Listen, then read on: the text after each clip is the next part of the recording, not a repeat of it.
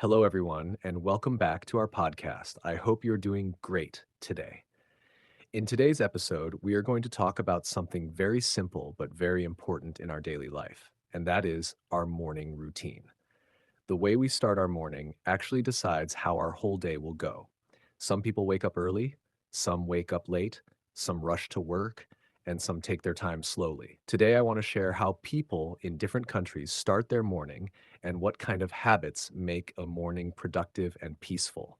I will also talk about my own routine so you can learn natural English expressions used in real life. That's a great topic. Morning routine is something everyone can relate to. No matter where you live, whether you're in America, Asia, or Europe, everyone has a different style of starting their day. For example, some people wake up and immediately check their phone, some drink coffee first, and some start exercising. In the United States, many people prefer a very fast and organized morning because they have to go to work early. They usually prepare everything the night before, so the morning becomes easy.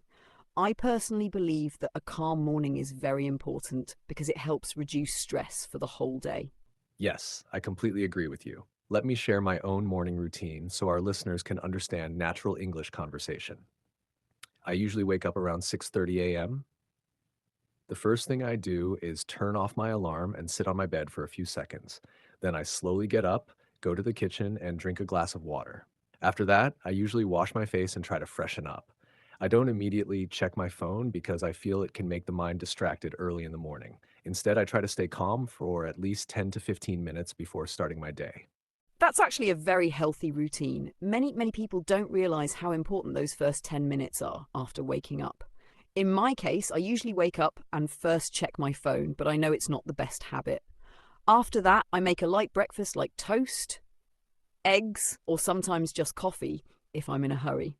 In American culture, breakfast is considered very important because it gives energy for the day. People often say, breakfast is the most important meal of the day, and it really makes sense when you think about it. And after breakfast, I usually plan my day. I like to write down 3 main tasks I want to complete. This helps me stay focused and not waste time. For example, I might write, finish work project, exercise for 30 minutes, and learn something new in English. When you have a clear plan, your mind feels more organized. I think this is something every English learner can also use in their life, not just for language learning, but for productivity too. That's a very useful tip. I also think exercise in the morning is very powerful. Even simple things like stretching or walking can make a big difference. In the US, many people go for a morning walk or go to the gym before work. It helps them feel active and focused. Another important part of the morning routine is listening to something positive, like music, a podcast, or even motivational talks. It sets the mood for the day.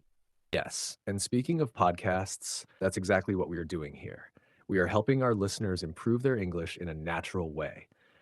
Let's also talk about common morning mistakes people make.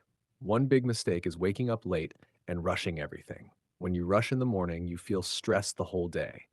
Another mistake is checking social media immediately after waking up. It can affect your focus and mood. That's very true.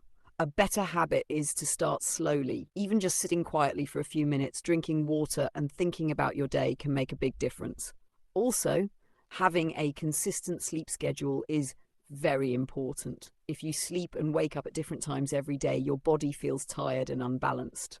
So, if we summarize today's topic for our listeners, a good morning routine includes waking up early, staying calm, drinking water, having a healthy breakfast, planning your day, and avoiding distractions like phone use at the start.